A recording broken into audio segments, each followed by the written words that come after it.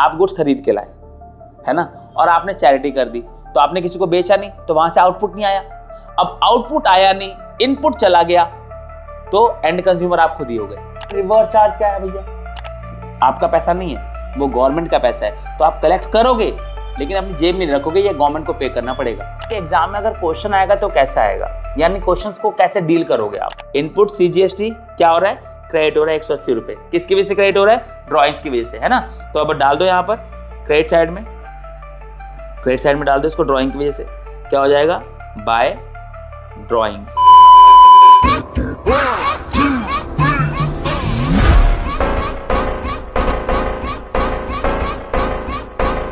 Hello students, welcome back to the channel and one and only accountancy. तो बच्चों, I am sure आप सारे के सारे मस्त हो गए। न्यू ईयर आ ही गया है, एग्जाम जो है सर पे कर रहे हैं भंगड़ा, ठीक है। और इन सब के बीच में हमारी 11th क्लास की अकाउंटेंसी में एक चैप्टर है which has been a pain point, है ना। बच्चों का बड़ा पेन पॉइंट रहा है ये, मतलब सारे चैप्टर्स हो जा रहे हैं, लेकिन ये चैप्टर ने एक अलग सा हुआ क्रिएट कर रखा है कि यार तेरे को आता है क्या, यार तेरे को समझ में आया, यार मेरे को तो नहीं आया, मेरे से तो नहीं हुआ, वगैरह वगैरह। क्यों आएगा?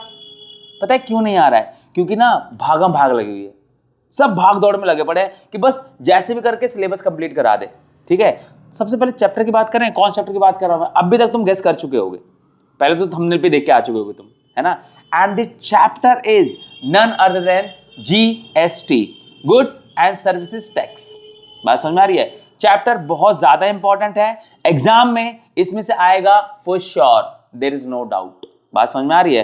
तो अब कहने का मतलब क्या है ना कि अगर ये चैप्टर अभी तक तुम्हें समझ में नहीं आया, तो ये मेरी गारंटी है तुमको कि आफ्टर दिस वीडियो, ये वीडियो खत्म होने के बाद ना तुम्हें इस चैप्टर में कोई भी डाउट नहीं रहेगा, ठीक है। लेकिन उसके लिए ना एक कंडीशन है। कंडीशन पता है क्या है? कि तुम्हें थोड़ा सा टाइम इन्वेस्ट करना पड़ेगा। देखो, इसके बिना पॉसिबल नहीं है। अब मैंने देख रहा हूं मैं बच्चों को कि सर मैंने 2x में देख ली, सर मैंने 3x में देख ली, ठीक है, सर मेरी क्लास में बहुत जल्दी जल्दी में हो गया, तब भी समझ में नहीं। अरे भाई, जल्दी में कैसे समझ में आएगा?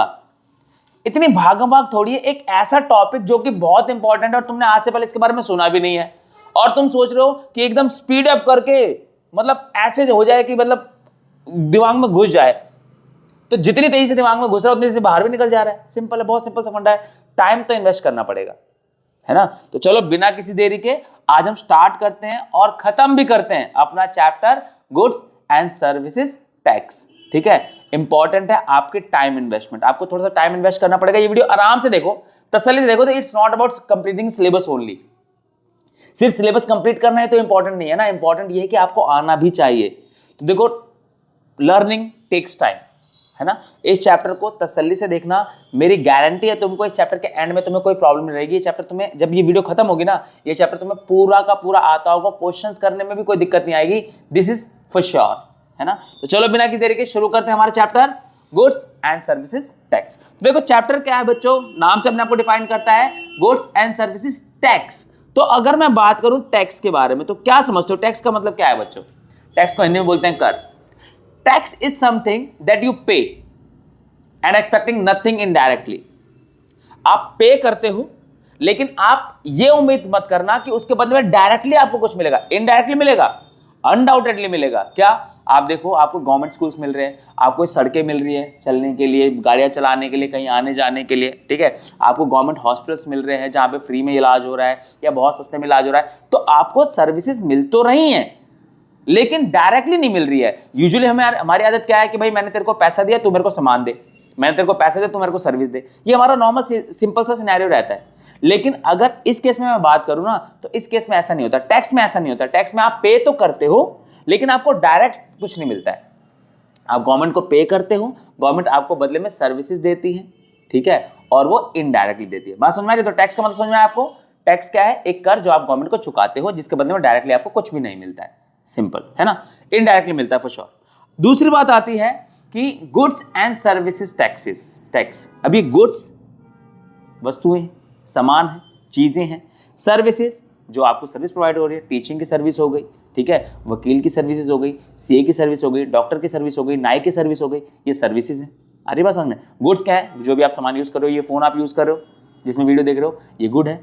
आई बात समझ में? और कुछ खाने पीने की चीज़ जो आप यूज़ करते हो डेली लाइफ में, शूज़ जो यूज़ कर रहे हो आप, कपड़े जो यूज़ कर रहे हो आप, ये सारे गुड्स हैं। बात समझ में आ रही है? तो गुड्स एंड सर्विसेज इन पर लगने वाला जो टैक्स है इसको बोला जाता है goods and services tax. Simple है ना। तो ये इसकी बातों की डेफिनेशन की। अब बात ये आती है कि गुड्स एंड सर्विस टैक्स नाम कहां से आया। ये नाम कहीं से आया नहीं, ये बहुत सारे अलग अलग टैक्सेस को ना, इनडायरेक्ट टैक्सेस है ना। पहले के टाइम पे क्या होता था कि 2017 से पहले ना बहुत सारे अराउंड 17-18 ना इनडायरेक्ट टैक्सेस हुआ करते थे। इनडायरेक्ट सर्विस टैक्स हो गया, सेल्स टैक्स हो गया, है ना, उसके बाद एक्साइज टैक्स हो गया, हमारा एक्साइज ड्यूटी हो गई, हमारी बहुत सारे अलग अलग टैक्सेस लगते थे। इन सारे टैक्सेस को मिलाकर उसमें होता क्या था कि भाई आप टैक्स दे रहे हो, फिर उसका वैल्यू एडिशन हुआ, हाँ वैट हुआ करता था, वैल्यू एडिशन हुआ, उस वैल्यू एडिशन पे फिर आप दोबारा टैक्स दे रहे हो, तो जो टैक्सेशन है ना वो 2-2, 3-3 बार हो जाता था, तो जिसमें टैक्स पेयर का बड़ा नुकसान था। आ रही बात समझ में। तो गवर्नमेंट ने कहा कि यार हमारा एक नेशन है तो ये 10 तरीके के टैक्स क्यों रखने हैं, तो क्यों ना एक नेशन है तो एक ही टैक्स कर देते हैं। तो इसीलिए गुड्स एंड सर्विस टैक्स जो हमारा जीएसटी है उसका नाम भी यही है, उसका पीछे नीचे जो लोगो है, जो स्लोगन है, सॉरी वो स्लोगन भी है वन नेशन वन टैक्स, आपको दिख रहा होगा यहाँ पर वन नेशन वन टैक्स, ठीक है, इसका नाम है।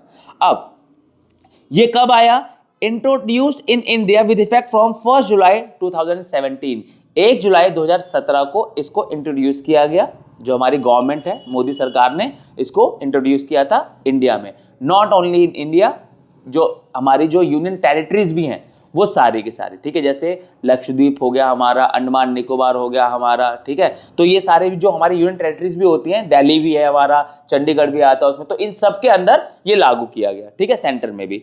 अब ऑल ऑफ इनडायरेक्ट टैक्सेस जैसे कि VAT, service tax, excise tax are merge into GST, इन सबको किस में मर्ज कर दिया, जीएसटी में। यानी कि बोला ना कि 17-18 जो अलग अलग टाइप के टैक्स है उन सबको मिला के एक टैक्स बना दिया, GST, goods and services tax, ठीक है।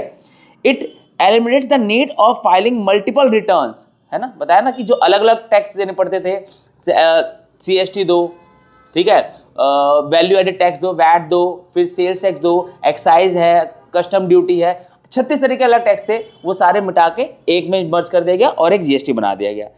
assessments which simplifies the tax filing procedure for the producer। अब इससे क्या हुआ, जो प्रोड्यूसर है उसके टैक्स फाइल करना बहुत आसान हो गया, है ना। अब उसको 10 तरीके टैक्स नहीं देने, एक ही टैक्स देना है, दैट इज कॉल्ड जीएसटी, बात खत्म, है ना।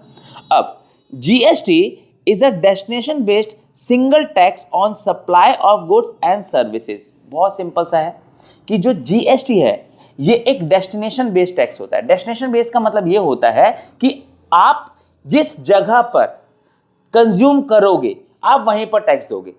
मैंने कोई सामान बनाया दिल्ली में, वो सामान जाके बिक रहा है जम्मू में, और आप जम्मू गए हो, आप माता रानी के दरबार गए हो और वहां पर जाकर आपने वो सामान खरीदा है, ठीक है, तो आप टैक्स वहीं दोगे, यानी आप एंड कंज्यूमर होगे, और जहां पे आप चीज को कंज्यूम करोगे ना वहीं आपको टैक्स देना पड़ेगा। That is why it is called destination based tax, not given at the place where it is produced. अगर मैंने दिल्ली में बनाया है तो मैं टैक्स दिल्ली में, हाँ आप दिल्ली में कंज्यूम कर रहे हो तो आप दिल्ली में टैक्स दोगे, लेकिन वही चीज आप कहीं और कंज्यूम कर रहे हो, किसी और स्टेट में कर रहे हो, ठीक है, तो आपको वहीं पे टैक्स देना पड़ेगा। इसलिए इसको बोला जाता है डेस्टिनेशन बेस्ड टैक्स, ठीक है। Burden of tax is paid only by the end consumer. क्या बताया मैंने आपको, एंड कंज्यूमर, जो एट द एंड उसको यूज करेगा वही टैक्स पे करेगा। आई बात समझ में। उसके बाद क्या है, देखो, all the middle man will get there input back, और जो मिडल मैन वगैरह हैं जो बीच में होते हैं उन सबको अपना इनपुट मिल जाएगा। इनपुट बीच मिडल मैन कैसे, जैसे मान लो कि बहुत सिंपल सा फंडा है कि आपने कोई सामान प्रोड्यूस किया, आपने किसी रिटेलर को बेचा और रिटेलर ने मुझे एज ए कंज्यूमर बेचा, तो मैंने जो टैक्स है वो किसको दिया, उस रिटेलर को, है ना, लेकिन वो बंदा भी पहले जो प्रोड्यूसर है उसको टैक्स दे चुका है। अरे बस उनमें तो एक इनपुट और एक आउटपुट जैसी चीजें होती हैं जो हमें एडजस्ट करने को मिलती हैं, जो हमें फायदा होता है इससे। अभी मैं बताऊंगा आगे चल के, आपको डिटेल में समझ में आएगा। तो कहने का मतलब ये है कि इसके बहुत फायदे हैं, है ना। सुनने में आपको आता होगा कि इसके नुकसान है वगैरह वगैरह। देखो ऐसा है ना कि हर कोई अपने पैसे बचाना चाह रहा है ना, तो जो नहीं बचा पा रहा है उसके लिए बुरा है, बहुत सिंपल एज दैट, है ना। हाँ, कई केसेस में ये गलत भी है। अभी हाल फिलहाल में तुम देख रहे हो न्यूज चल रही होगी सीतारमन जी के बारे में, है ना, तो कई जगहों पे गलत है, अनडाउटेडली गलत है कि कई चीजें छोड़ी जा सकती हैं, लेकिन नहीं छोड़ा जा रहा है तो क्या कर सकते हैं, अब लड़ाई थोड़ी करेंगे, ठीक है। तो एनीवेज, हाँ, आवाज उठाएंगे, अपनी आवाज उठाना बहुत जरूरी है, अपना स्टैंड लेना बहुत जरूरी है, ठीक है। बट एनीवेज आपको अभी इतना डिटेल में पता नहीं होगा तो आप आवाज भी क्या ही उठाओगे। अगर पढ़ लोगे जान लोगे तो आवाज उठाओ, बहुत अच्छी बात है, कोई दिक्कत वाली बात नहीं है, ठीक है। अब जीएसटी के बारे में देखो क्या है, GST is the comprehensive indirect tax charge on sale of goods and services by the registered tax payer, है ना। जीएसटी क्या है, एक जो रजिस्टर्ड टैक्स पेयर है, जब वो अपनी कोई सेल करता है तो उसको सामने वाले कस्टमर से टैक्स मिलता है और वो टैक्स उसको पे करना पड़ता है गवर्नमेंट को, सिंपल एज दैट, है ना। रजिस्टर्ड टैक्स पेयर बोला गया यहाँ पे, यानी कि जो रजिस्टर्ड टैक्स पेयर है उसके लिए क्या इंपॉर्टेंट है, उसके बाद एक उसके बाद जीएसटी नंबर होता है, ठीक है। उसके पास जीएसटी नंबर होता है कि यानी कि अगर आप एक उद्योगपति हो, आप एक बिजनेसमैन हो, आप एक व्यापारी हो, तो आपको एक जीएसटी नंबर लेना होता है, ठीक है, तब आप जाके रजिस्टर्ड होते हो अंडर दिस एक्ट। बात समझ में आ रही है। तो अगर आप एक जीएसटी रजिस्टर्ड पर्सन हो, बिजनेस है आपका, तो आपको टैक्स पे करना पड़ेगा, जीएसटी पे करना पड़ेगा, है ना। There exist different rate of GST such as 0%, ठीक है। जीएसटी के कुछ अलग अलग रेट्स हैं, 0% है, 5% है, 12% है, 18% है, 28% है ना। तो 0% जो आपका है, ये आपका लगता है इसेंशियल्स पे, जो आपकी इसेंशियल गुड्स है बहुत, जिनके बिना काम नहीं चल सकता, ठीक है। 5% जो आपका लगता है रूटीन बेस की जो चीज़ें होती हैं, जो रेगुलर बेस पे यूज़ कर रहे हो आप, है ना, उस पर 5% लग जाता है। 12% आपका एक स्टैंडर्ड रेट है, नॉट येट डिसाइडेड कि किस पे लगेगा। 18% भी जो आपकी यूज वाली चीज़ें हैं उन पे लगता है। 28% जो आपका ना, ये लग्जरी वाली चीज़ें हैं, लग्जरी, कि भैया इनके बिना तो पक्का काम चल सकता था और फिर भी तुम्हें चाहिए तो लाओ 28% टैक्स दो, आ रही बात समझ में। तो ये लग्जरीज पे लगता है। अब how ever it is not charge on petroleum and alcohol, ठीक है। तो क्या जीएसटी जो है ये इन दो चीज़ों पे नहीं लगता है, जो जीएसटी है हमारा ये इन दोनों पे नहीं लगता है, पेट्रोलियम पे नहीं लगता है, एल्कोहल पे नहीं लगता है। बाकी रेस्ट ऑफ द टैक्सेस जो लगते हैं, लेकिन उनके बारे में डीपली इतना आपको जानने की जरूरत नहीं है, ठीक है। जीएसटी अप्लाई नहीं होता, ये समझ लो आप बस।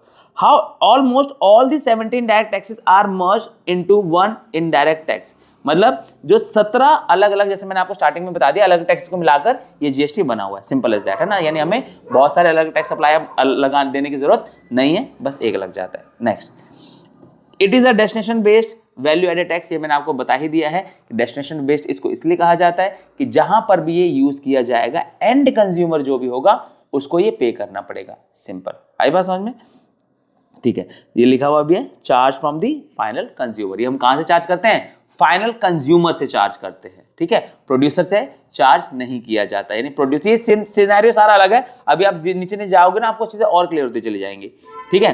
तो GST is charge by supplier each time the supply और सेल इज मेड, हर बार जो सप्लाई होती है, हर बार जो सेल होती है, तो जो जीएसटी है वो चार्ज किया जाता है, किससे, बायर से, ठीक है, किससे, बायर से चार्ज किया जाता है। कौन चार्ज करता है, सप्लायर, यानी कि सेलर, जो सेल कर रहा है वो चार्ज करेगा, किससे चार्ज करेगा, कंज्यूमर से, यानी कि जो खरीद रहा है। आई बात समझ में।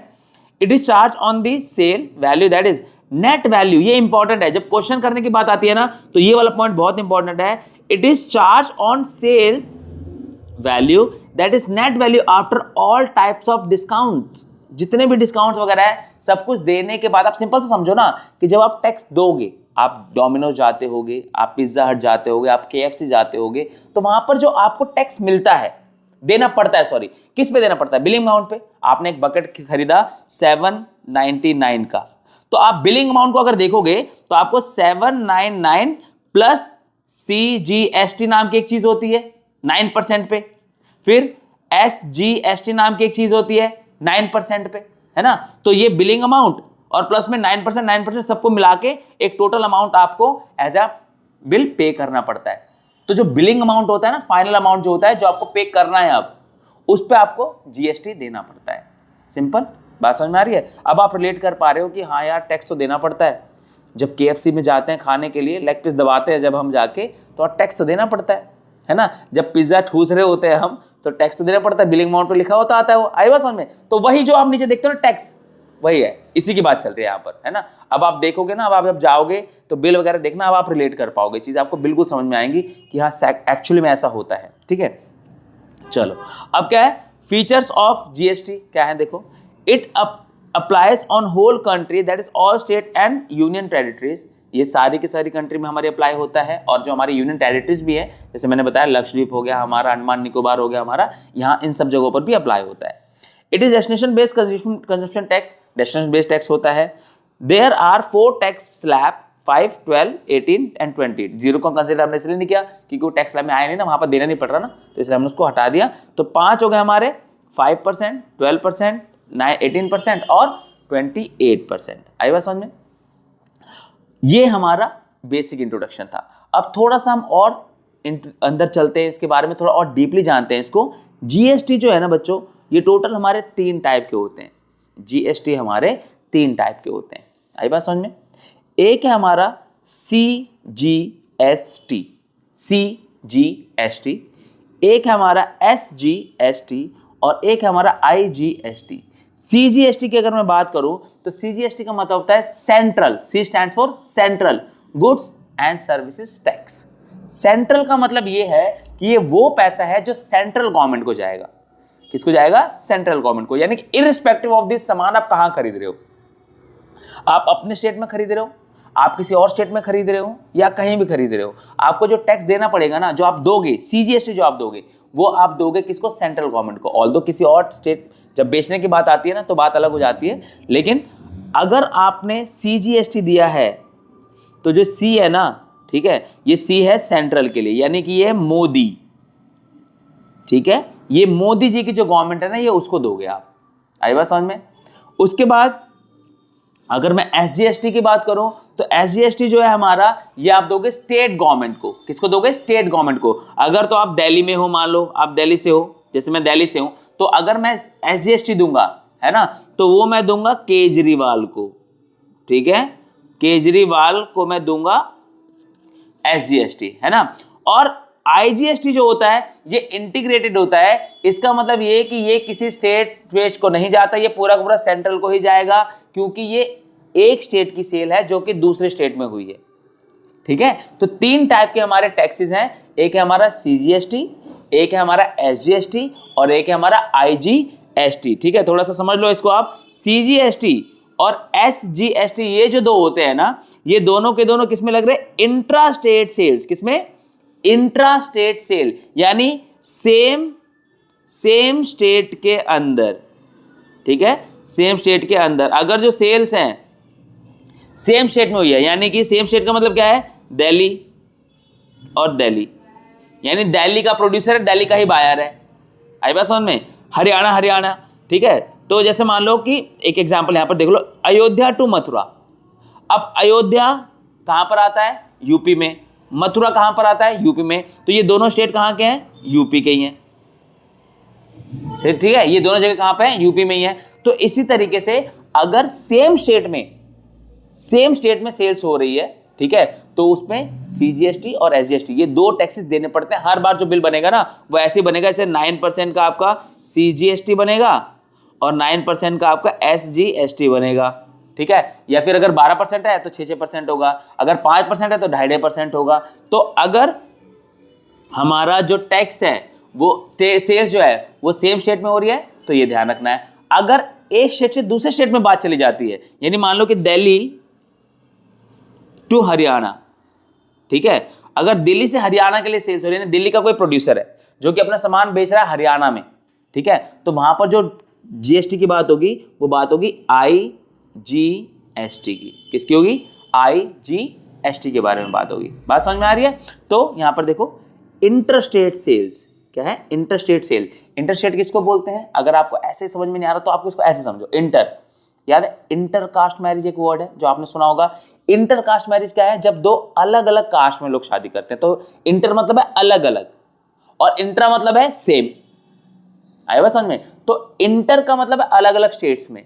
अगर अलग अलग स्टेट में सेल हो रही है, यानी कि दिल्ली की सेल्स हो रही है पंजाब में, दिल्ली की सेल्स हो रही है हरियाणा में, हरियाणा की सेल्स हो रही है पंजाब में, ठीक है, हरियाणा से सेल्स हो रही है बिहार में, यानी बिहार से हो रही है पंजाब में, तो ये क्या है? अदर स्टेट्स हैं। तो ऐसे केस में जो GST चार्ज होता है वो कौन सा होता है?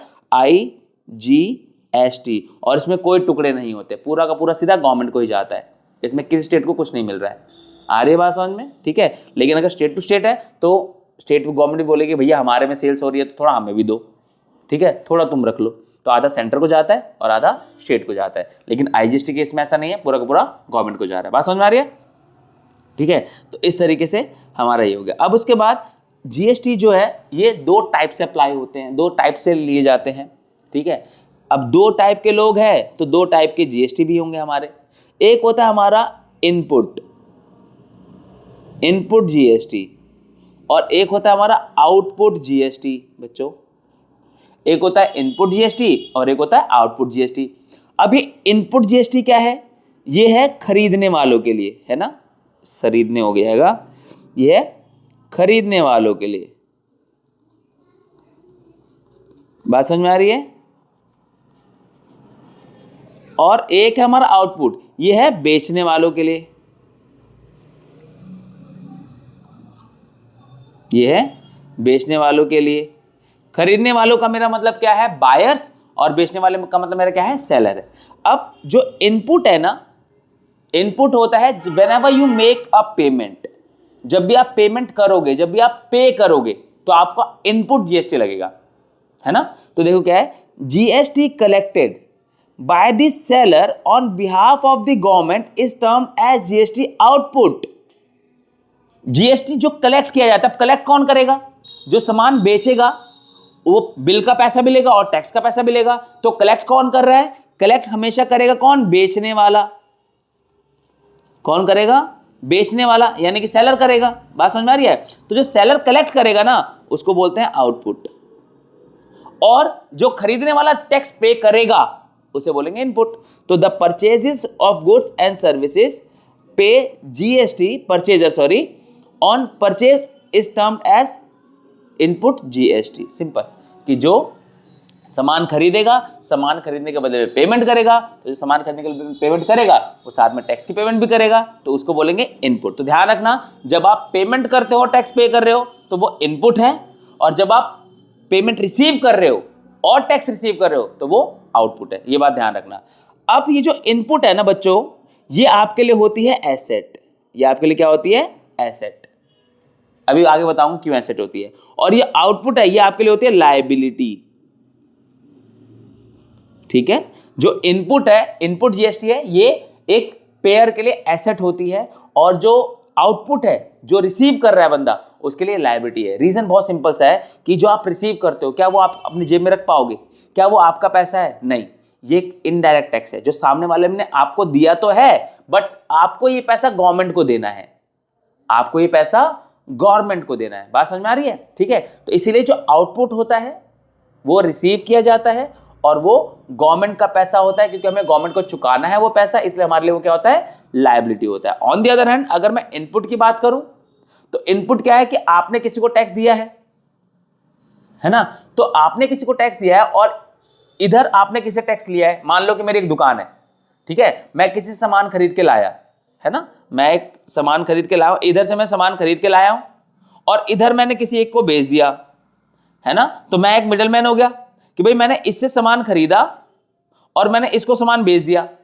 तो जब मैंने सामान खरीदा होगा तब मैंने टैक्स दिया होगा, वहां मेरा इनपुट हुआ होगा, क्योंकि मैंने उसको पेमेंट करी है। और जब मैंने इस कस्टमर को अपना सामान बेचा है तो मैंने इससे टैक्स लिया होगा, तो यहां पे मेरे को होगा आउटपुट। और यहां पर मैंने उसको क्योंकि सामान खरीदा है उससे, तो मैंने इसको दिया होगा इनपुट। अब देखो, मान लेता हूं कि मैंने यहां पर 100 रुपए का टैक्स दिया और इससे मैंने 150 रुपए का टैक्स लिया, तो इन दोनों के बीच में गैप देख रहे हो 50 रुपए का, ये होता है जो आपको गवर्नमेंट को पे करना होता है। तो क्योंकि ये 150 रुपए में 100 रुपए मुझे एडजस्ट करने को मिल गए ना, मुझे अलाउड है, तो ये मेरा फायदा है। तो इनपुट जो होता है ना, इसलिए एसेट होता है क्योंकि आपने सुना होगा एक टर्म होती है फ्यूचर इकोनॉमिक बेनिफिट।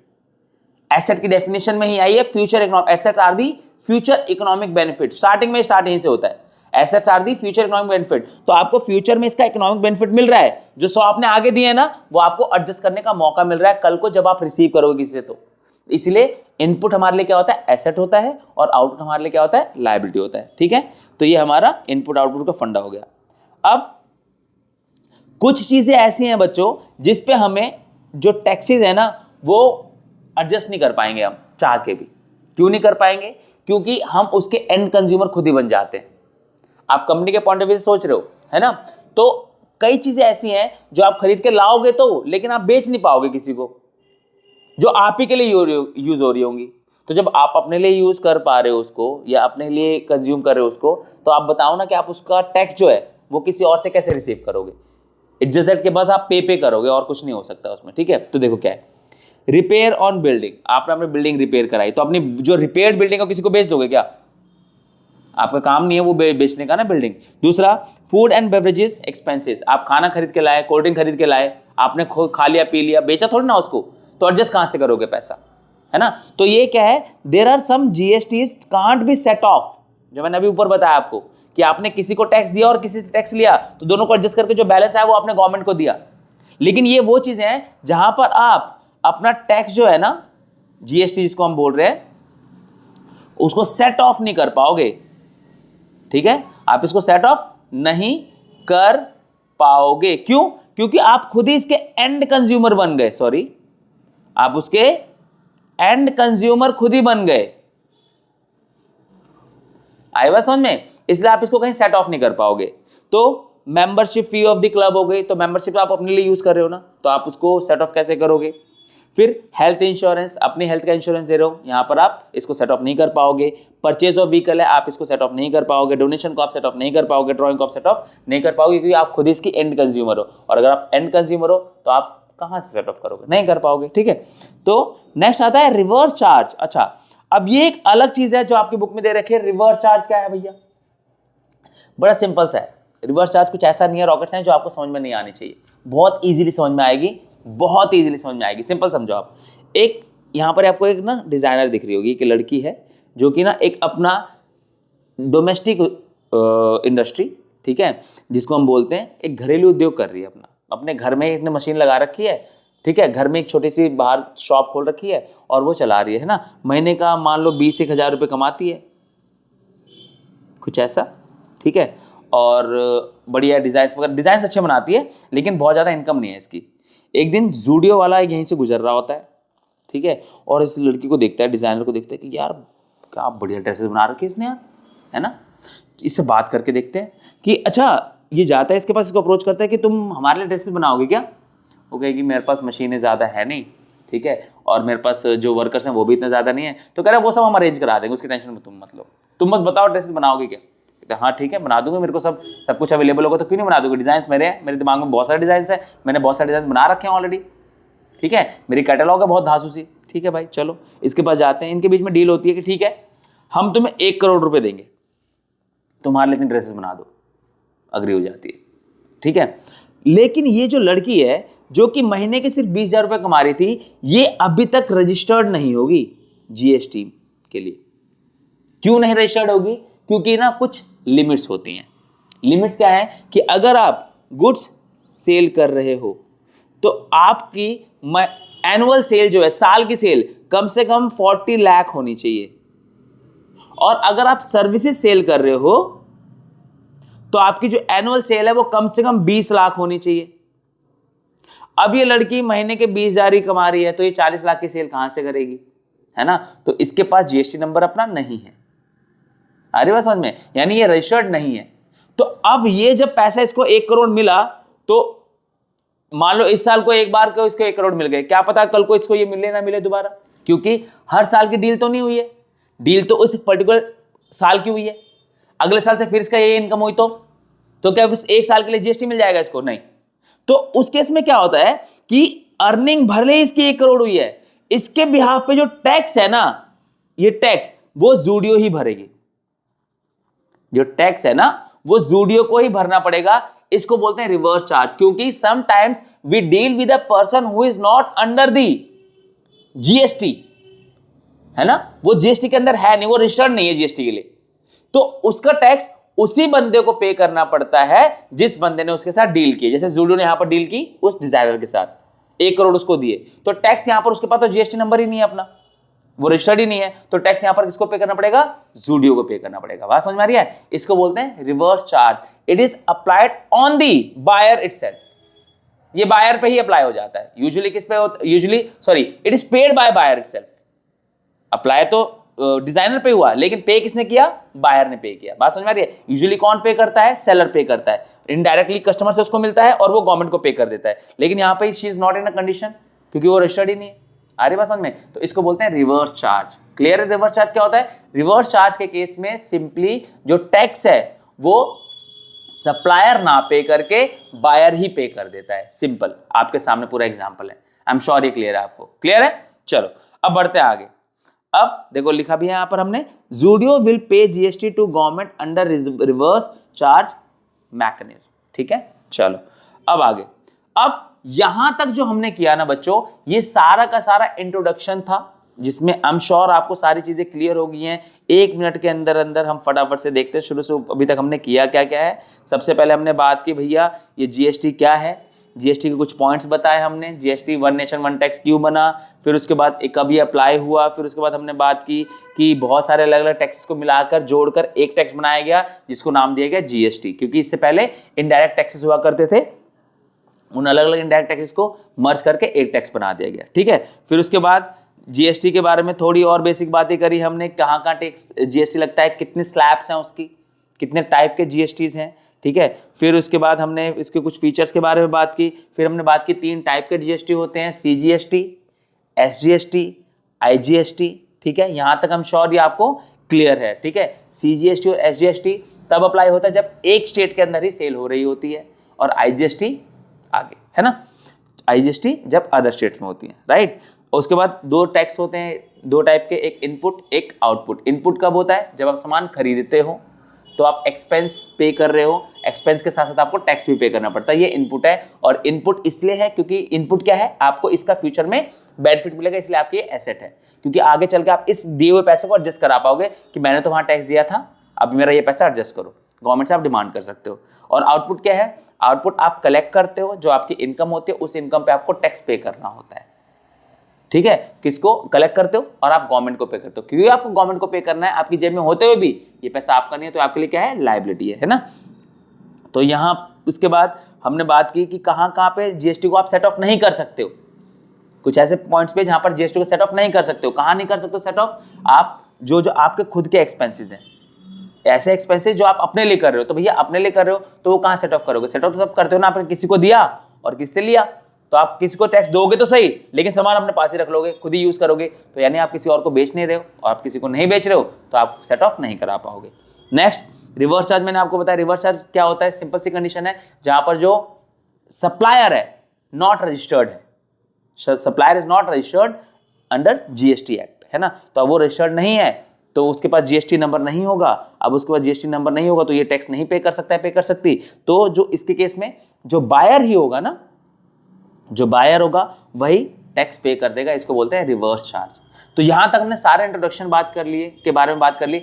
अब हम बात करेंगे इसकी कुछ स्पेशल एंट्रीज के बारे में। ठीक है, कौन कौन सी एंट्रीज हैं, क्योंकि एट द एंड आपके चैप्टर में से, इस चैप्टर में से एक प्रैक्टिकल क्वेश्चन भी आना है ना, तो उस प्रैक्टिकल क्वेश्चन के लिए आपको जर्नल एंट्रीज पता होनी चाहिए कि जर्नल एंट्रीज कैसे इसकी फॉर्म करते हैं। तो अब हम बात करेंगे जर्नल एंट्रीज के बारे में। ठीक है, ठीक है भाई, तो चलो अब हम करते हैं अपनी जर्नल एंट्रीज। देखो मैंने आपको बता दिया है जर्नल एंट्रीज आपके लिए इसलिए जरूरी है क्योंकि एग्जाम में जो क्वेश्चन आएगा उसमें आपको जर्नल एंट्रीज ही करनी पड़ेंगी, तो ये आपको आनी चाहिए। ठीक है, तो देखो सबसे पहले बात करते हैं परचेज ऑफ गुड्स की, यानी कि जब परचेज ऑफ गुड्स होगा तो उसकी क्या जर्नल एंट्री होगी। सिंपल सा फंडा समझना कि जब आप सामान लेने जाते हो तो आप लेट्स से कि आप पिज्जा खरीदने गए, ठीक है, और मान लेते हैं कि वो पिज्जा जो है वो 200 रुपीज का है, तो आप जो पेमेंट करते हो क्या सिर्फ 200 ही करते हो? कभी भी चेक करना, आप 200 पे नहीं करते हो, आप ये 200 रुपये पे करते हो और 200 रुपये के साथ साथ आप टैक्स भी पे कर रहे होते हो, जिसको हम जीएसटी कहते हैं, राइट। आप चेक करना कहीं बिल में, अगर अभी तक चेक नहीं हुआ होगा तो आप चेक करना, आपको दिखाई देगा वो, है ना। तो जब आप परचेज करोगे तो परचेज की सिंपल सी एंट्री आप क्या करते हो? आप एंट्री करते हो purchase account debit, purchase account debit to, या तो कैश में होगा, या तो बैंक में होगा, या फिर क्रेडिटर्स अकाउंट होगा, है ना। इन तीनों में से कोई एक चीज होती है ना। तो क्या जो दुकानदार है आपका, ये जो सेलर है आपका, क्या आपसे वो 10,000 रुपये ही लेगा? जी बिल्कुल नहीं, वो आपसे लेगा 10,000 रुपये प्लस में आपसे लेगा CGST प्लस आपसे लेगा SGST, मान लेता हूं 9% दोनों, ठीक है। तो 10,000 का 9% 900 रुपये और फिर 900 रुपये, है ना। तो फाइनल पेमेंट जो आपको करनी पड़ेगी वो 10,000 प्लस 900 प्लस 900 यानी 11,800 रुपये, है ना। तो आपकी पेमेंट होगी बैंक से या कैश में या फिर क्रेडिटर का जो आपका बनेगा वो बनेगा 11,800 रुपये का, ये डिफरेंस आ जाएगा आपका, है ना। तो अब ये जो डिफरेंस आपका है वो किस चीज का है, वो है इनपुट, ठीक है, इनपुट CGST, इनपुट SGST, कितना 900 और 900, और ये आपकी जर्नल एंट्री हो गई, जर्नल एंट्री ऑफ परचेज, ठीक है। नरेशन यहाँ पे लिख देना, being purchase goods and GST paid, खत्म। आई बात समझ में। इसके बाद अगर यही चीज एसेट के लिए हो तो कुछ भी अलग नहीं होने वाला है, सेम वही चीज है। पहले आपने गुड्स परचेज की तो गुड्स के लिए परचेज अकाउंट डेबिट होता है, और जब कोई एसेट परचेज करते हैं तो एसेट अकाउंट ही डेबिट होता है। तो इसकी जर्नल एंट्री क्या बनेगी, परचेज ऑफ एसेट है, let's say purchase of machinery from Prema for rupees 50,000, कितने की 50,000 की, तो एंट्री क्या बनेगी, एसेट अकाउंट डेबिट, क्या खरीदा हमने, मशीनरी, तो क्या हो गई मशीनरी अकाउंट डेबिट। अब इसकी जगह फर्नीचर होगा तो फर्नीचर हो जाएगा, या जो भी एसेट होगी एसेट का नाम आ जाएगा। टू सेम चीज, टू या तो कैश में या फिर बैंक में या फिर आपका क्रेडिटर अकाउंट बन जाएगा वहां पर, है ना। तो कितने का, मशीनरी आपकी थी 50,000 की, या आपकी हो गई 50,000 की, नहीं, क्यों, क्योंकि इसमें टैक्स इन्वॉल्व होगा, है ना। तो टैक्स कितना होगा, इनपुट CGST, इनपुट SGST। आई बात समझ में। कितना 9% की बात चल रही थी, तो ये कितना हो जाएगा 9, अगर इसका 9% निकालता हूं मैं तो 50,000 का 10% 5,000 होगा, तो 9 कितना हो जाएगा 4500 हो जाएगा, 4500 ये हो गया और 4500 ही ये हो गया। आई बात समझ में। तो जो फाइनल पेमेंट करनी पड़ेगी वो कितनी करनी पड़ेगी, 5 और ये 9, 59,000 रुपीज हमें पे करना पड़ेगा फाइनल अमाउंट मशीनरी का। आई बात समझ में। तो इनपुट देख रहे हो, इनपुट CGST और SGST, अगर मान लो ये तब है जब ये एक स्टेट में हो रहा होगा, मान लो कि ये जो सेल है वो एक स्टेट से दूसरे स्टेट में हो रही होती, तो इन दोनों को हटाकर एक आ जाता IGST, सिंपल, और सीधा 18% @ 18%, सीधा। बात समझ में आ रही है। तो अब क्योंकि ये जो सेल्स है वो एक ही स्टेट में चल रही है, एक ही स्टेट की बात चल रही है, लेट्स से दिल्ली में, है ना, तो ये हमारा दो अलग अलग लग रहे हैं, CGST लग रहा है और SGST लग रहा है। अगर यही इसकी जगह दिल्ली से, या फिर आपने देखा होगा बहुत सारी गाड़ियों पे हरियाणा नंबर होता है, क्यों होता है हरियाणा नंबर, क्योंकि वो हरियाणा के शोरूम से खरीद के लाए, क्यों लाए, थोड़ा टैक्स वैक्स बच जाता है ना। तो उस केस में क्या होता है, उसमें IGST लगता है, सिर्फ क्या लगता है, IGST, ये बात ध्यान रखना। देखा है ना हमने, दिल्ली की सड़कों पे देखी होगी जितनी भी मोस्टली महंगी गाड़ी आपको HR के नंबर की मिलेगी। क्यों मिलेगी HR नंबर की, क्योंकि वहां पे टैक्स थोड़ा बच जाता है हमारा। बात समझ में आ रही है। तो अगर सेम स्टेट में हो रही है सेल तो CGST SGST, और अगर एक स्टेट से दूसरे स्टेट में हो रही है यानी इंटर स्टेट हो रही है तो वहां पर IGST ही अप्लाई होगा, ध्यान रखना, ठीक है। यहां पर मेंशन किया हुआ है CGST and SGST levied 9% each on intrastate transactions and 18% IGST on interstate sales, ध्यान रखना, भूलना मत ये, क्योंकि यही इंपॉर्टेंट है। अब हमने बात कर ली परचेज की, अब हम बात करेंगे सेल की, क्योंकि सेल करेंगे तो भी एंट्री होगी। जितनी भी पॉसिबल एंट्रीज है ना वो सारी मैं आपको करा दूंगा, तो आपको क्वेश्चन करने में रत्ती भर दिक्कत नहीं आएगी, for sure, this is my guarantee to you. बस समझ के करना, और जब भी ये कर रहे हो ना इसके बाद फटाफट करके खुद से भी देख लेना, चीजें क्लियर हो जाएंगी तुमको। तो क्या होगा, देखो, goods sold for 20,000 to Ranveer of Mumbai, ठीक है भाई।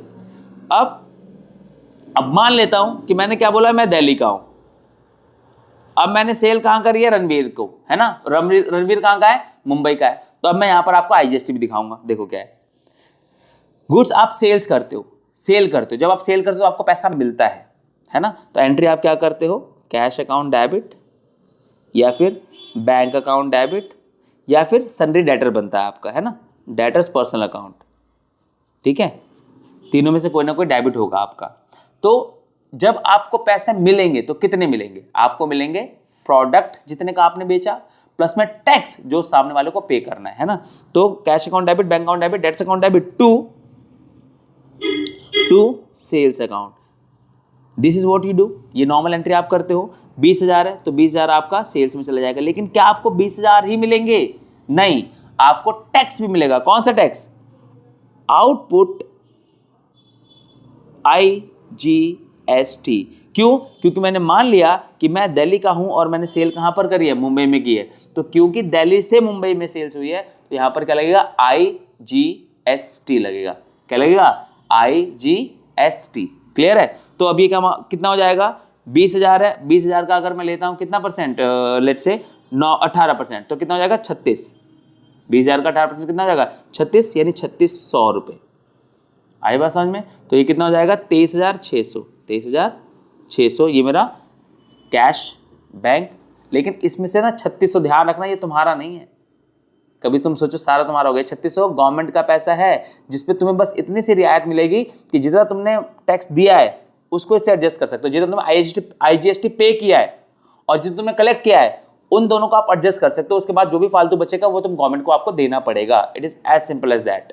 क्योंकि टैक्स आपने कलेक्ट किया है गवर्नमेंट के हिसाब से, क्योंकि टैक्स आपका पैसा नहीं है, वो गवर्नमेंट का पैसा है। तो आप कलेक्ट करोगे लेकिन अपनी जेब में नहीं रखोगे, ये गवर्नमेंट को पे करना पड़ेगा। बस गवर्नमेंट आपको इतनी रियायत देती है कि जो तुमने पे किया है आगे और जो तुमने कलेक्ट किया आगे, दोनों का जो डिफरेंस होगा वो हमें दे देना, क्योंकि तुमने भी तो पे किया है। चलो इतना माफ किया, ये तुम्हारी एसेट बना दिया हमने। ठीक है। फिर आता है हमारा sale of old furniture to Shriji. ठीक है, sale of furniture, I am so sorry, 90% of UP. अब ये भी यूपी है, यानी मैं कहाँ से चल रहा हूँ भाई? मैं तो हूँ दिल्ली का, और मैंने सेल अब कहाँ पर करी है? मैंने यूपी में सेल्स करी है। और किसकी सेल्स करी है? फर्नीचर की। तो एंट्री क्या होगी? कैश अकाउंट डेबिट, या फिर बैंक अकाउंट डेबिट, ठीक है, या फिर डेटर्स पर्सनल अकाउंट। आई बात समझ में?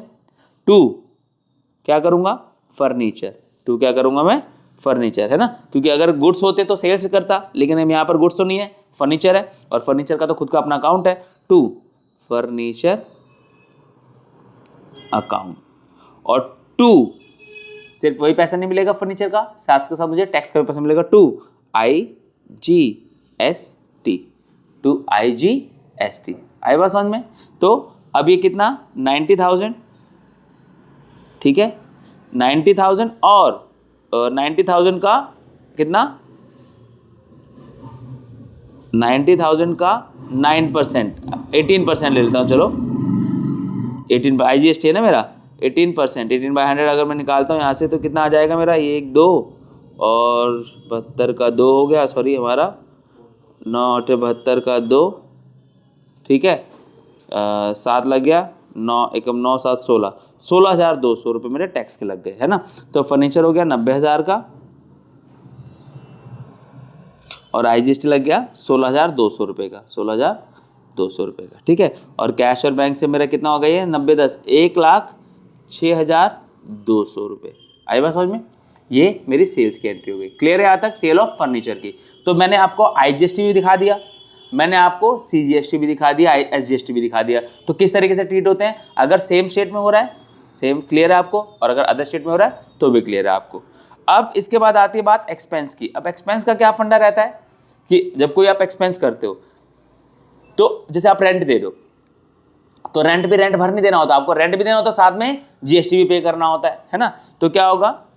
जैसे paid rent for 20,000, paid rent for 20,000, तो उस केस में क्या होगा कि rent account debit to cash या बैंक करोगे आप, rent account debit to cash या फिर बैंक अकाउंट, इन दोनों में से कुछ एक करोगे आप, है ना। लेकिन टू आपको टैक्स भी देना पड़ेगा। टैक्स जो रेंट है आपका वो आप सेम स्टेट, यूजुअली हम सेम स्टेट में दे रहे होते हैं क्योंकि सेम स्टेट में रह रहे होते हैं। तो टू इनपुट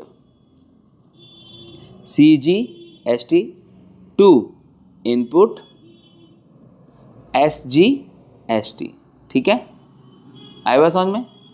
क्लियर है? कितना? 20,000 है, 20,000 आपका रेंट है, लेकिन उस पर आपको GST पे करना पड़ रहा है, लेट से 9% तो 20,000 का 9% कितना हो गया? 1800, 1800 का CGST और 1800 का SGST, ठीक है। तो ये कितना हो गया दोनों मिला के? 23,800 रुपये। कितना हो गया? 23,800 रुपये। क्लियर है यहाँ तक? सॉर्टेड है, बिल्कुल सही चल रहा है, मस्त एकदम। देखो एक तो तुम्हें मुश्किल अब इसलिए भी नहीं लग रहा होगा क्योंकि जर्नल एंट्री तुम्हें बहुत अच्छे से आती होगी। अब जर्नल एंट्री में एक चीज एडिशन हो गई है और कुछ खास हुआ नहीं है ऐसा, बस इतना ध्यान रखना। अगर सिंपली आपको बताओ कि जो टैक्स है, जीएसटी है, वो परचेज के साथ चलता है ना। जहां जहां आपने परचेज देखा होगा परचेज डेबिट हो रहा है तो वो भी डेबिट हो रहा है। आ रही बात समझ में, क्योंकि आपको परचेज का पैसा देना पड़ रहा है और टैक्स का पैसा देना पड़ रहा है। आई बात समझ में। और जब सेल्स क्रेडिट हो रही है तो आपको सेल्स का पैसा और आउटपुट का पैसा ये दोनों साथ में, यानी उस प्रोडक्ट की वैल्यू के साथ चलता है। जहां पे प्रोडक्ट की वैल्यू है या सर्विस की वैल्यू है उसके साथ डेबिट होगा और उसके साथ ही क्रेडिट होगा। Simple as that. आ रही बात समझ में। नेक्स्ट हमारा होता है परचेज रिटर्न। अच्छा देखो, परचेज तो ठीक था कि भाई परचेज कर रहे हैं और उस परचेज पे हम टैक्स दे रहे हैं, समझ में आता है। अब बात परचेज रिटर्न की है कि यानी जो सामान में परचेज किया था हमने, ठीक है, अब हम रिटर्न कर रहे हैं। जब परचेज किया था तब तो टैक्स पे किया था, तो जब रिटर्न करेंगे तब क्या होगा, सिंपल सा होगा। जब परचेज किया था तो इनपुट हमारा डेबिट हुआ था, अब हमारा परचेज ही क्रेडिट हो जाएगा, यानी वही सामान वापस जा रहा है ना, तो हमारा जो इनपुट था वो भी हटेगा। तो एंट्री क्या होगी इसकी, एंट्री बहुत सिंपल सी होगी, ठीक है, कि परचेज तुम्हारा डेबिट होता है तो परचेज रिटर्न क्या होगा, तुम्हारा क्रेडिट होगा। सिंपल। तो एंट्री क्या होगी, लेट्स से कि तुमने कैश में लिया है या कैश में लिया था तो कैश वाला अमाउंट, बैंक से था तो बैंक में अमाउंट, और अगर क्रेडिटर रहे होंगे तो क्रेडिटर वाला अमाउंट, ठीक है। तो कैश या फिर बैंक, क्योंकि सामान वापस कर रहे हो तो या तो पैसा मिलेगा या तो क्रेडिटर कम होंगे, तो कैश अकाउंट, बैंक अकाउंट या फिर creditors account debit to purchase return. और क्योंकि परचेज के साथ वो डेबिट हुआ था तो यहाँ परचेज रिटर्न के साथ ही क्या हो जाएगा, credit to input CGST to input SGST, ठीक है। कितना, जो भी अमाउंट रहा आपका, जैसे 2000 रुपये है ना, तो 2000 आपका यहाँ पर, और 2000 परचेज रिटर्न की वैल्यू है, और 9% के हिसाब से था टैक्स, कितना 9, तो 2000 का 10% कितना हो गया 20, है ना। 2000 का 200, और 200 के 9 करता हूँ तो 180 हो गया, और 180 ये हो गया, 360 हो गया, है ना। तो अब ये कितना हो गया, 2360 रुपये, ठीक है, 2360 रुपये, ठीक है, यही आएगा ना, हाँ यही आएगा, चेक कर लेना फिर भी एक बार, लेकिन यही आएगा, ठीक है, टेंशन मत लो। क्लियर है। तो यहाँ पर हमारे ये परचेज रिटर्न की एंट्री भी हो गई है। क्लियर है यहाँ तक। चलो अब बात करते हैं सेल्स रिटर्न की। जैसे परचेज रिटर्न हुआ उसका उल्टा करेंगे तो सेल्स रिटर्न बन जाएगा। सिंपल फंडा है, देखो क्या है। अब पर सेल्स रिटर्न हमारी कितनी है, 10,000, 10,000 के हमारे जो सेल्स किए थे हमने वो अब रिटर्न हो गए। तो जब हमने सेल्स किए थे, जब हमने सेल्स की थी अपनी, तो हमें क्या हुआ था, हमें पैसा आया था जिसके साथ टैक्स भी आया था। अब हम हमारा सेल्स किया हुआ सामान रिटर्न आ गया तो हमें उनका पैसा वापस लौटाना पड़ेगा। जब पैसा आया तो टैक्स के साथ आया था तो टैक्स वाला पैसा भी उनको देना पड़ेगा, जितना उन्होंने दिया सारा उनको वापस करोगे। आ रही बात समझ में। तो एंट्री क्या होगी, सेल्स रिटर्न की बात चल रही है यहाँ पर, तो क्या होगा, सेल्स हमारी डेबिट होती है, क्रेडिट होती है, अब सेल्स रिटर्न क्या होगा, क्रेडिट होगा। तो सेल्स रिटर्न अकाउंट डेबिट, और क्योंकि सेल्स रिटर्न अकाउंट हमारा डेबिट हो रहा है तो सेल्स के साथ ही वो आउटपुट चला था, तो यहाँ सेल्स रिटर्न के साथ ही चलेगा आउटपुट आउटपुट CGST और आउटपुट SGST, ठीक है, टू। अच्छा लेकिन एक चीज़ और छोटी सी है यहाँ पर ध्यान देने वाली, थोड़ा सा जो मैं थोड़ा सा मिस कर गया, कि जो रणवीर था ना मुंबई वाला था, रणवीर कौन था, मुंबई वाला, तो क्योंकि रणवीर मुंबई वाला था तो इससे हमने IGST चार्ज किया था, इससे हमने IGST लिया था, तो यहाँ पर एडजस्ट भी IGST होगा। तो सेल्स रिटर्न अकाउंट डेबिट, ये बात ध्यान रखना, बहुत छोटी छोटी बात है लेकिन बहुत इंपॉर्टेंट है ये, है ना। तो जब ये देखो कौन है, रणवीर ऑफ मुंबई, तो हम दिल्ली वाले हैं, तो हमने IGST चार्ज किया था उस टाइम पे, तो एडजस्ट भी IGST होगा।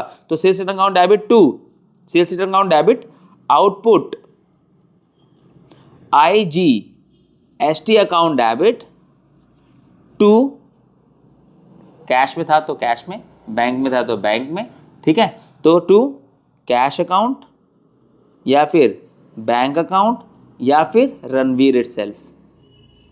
आई बात समझ में।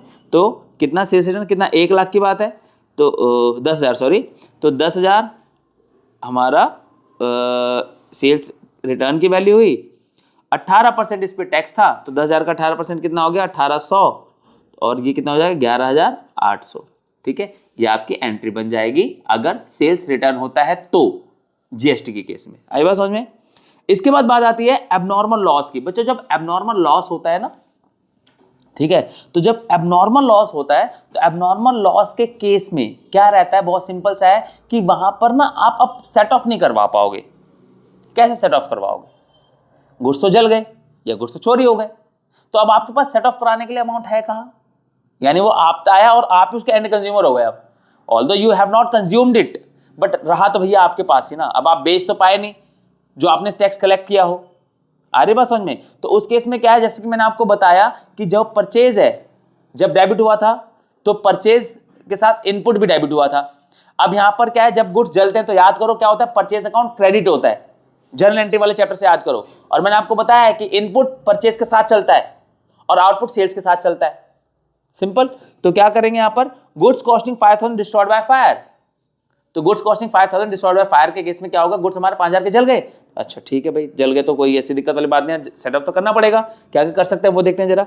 तो क्या होगा, loss by fire account debit to purchase account, right.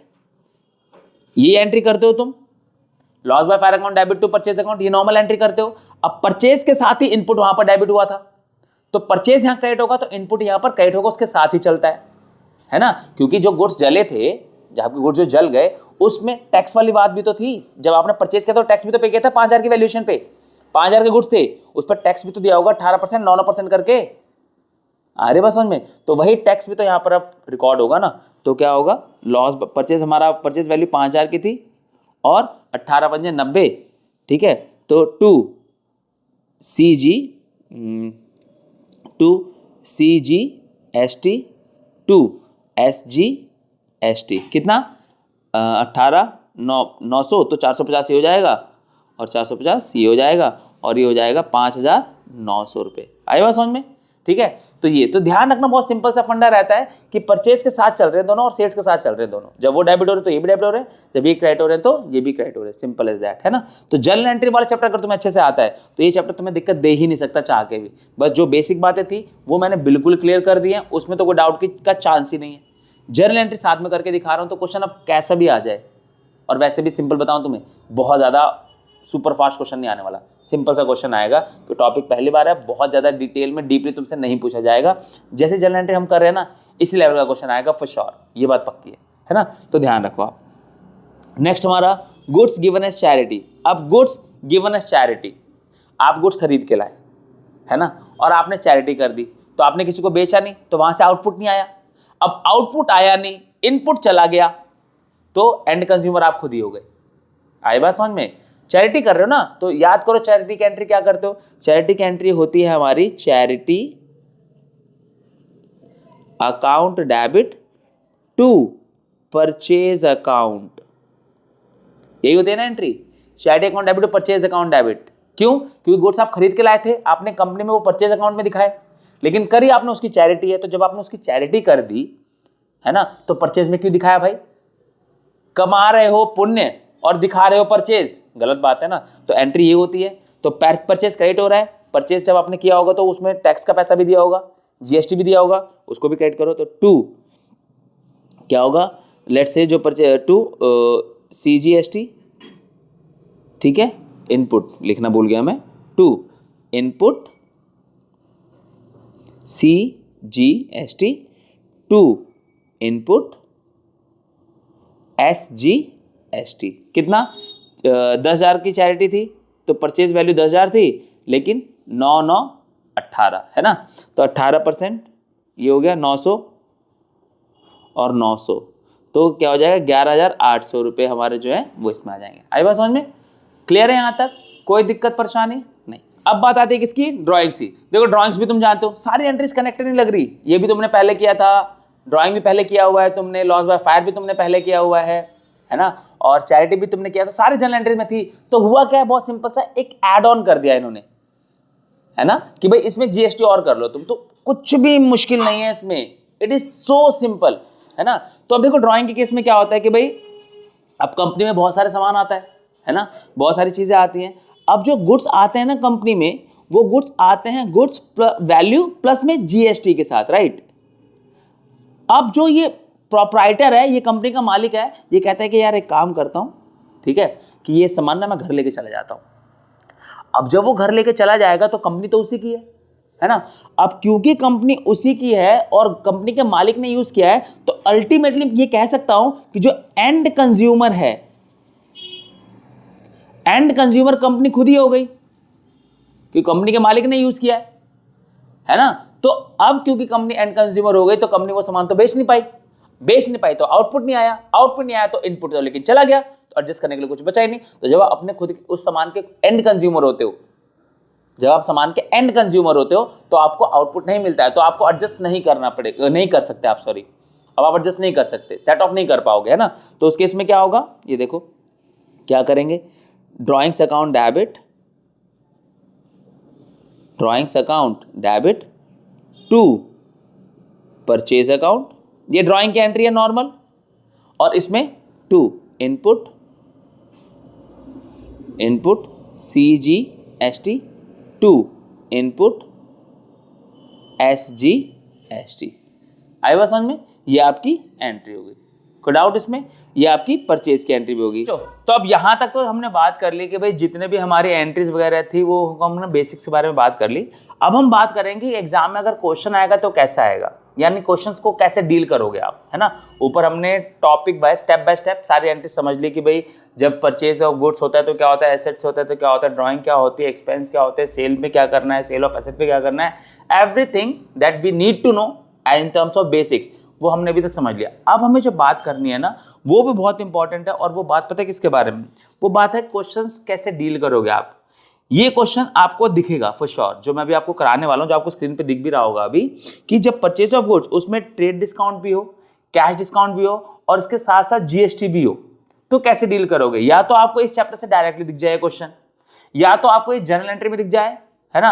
But इस क्वेश्चन अगर आपके स्कूल में GST करवा रहे हैं, आपके स्कूल में GST आ रहा है, तो ये क्वेश्चन ऐसा एक क्वेश्चन आपके एग्जाम में आएगा फॉर श्योर, ठीक है, कि how to deal GST along with trade discount and cash discount. तो ये बहुत इंपॉर्टेंट है, इसको ध्यान से समझना। कोई दिक्कत होगी, जो कि नहीं होगी फिर भी कमेंट करके बता देना, बट नहीं होगी, आई एम श्योर दिक्कत नहीं होगी आपको। देखो क्या है कि क्वेश्चन है कि purchase goods from extreme fitness of Haryana. तो सबसे पहले तो आप ये समझो कि हरियाणा है ना।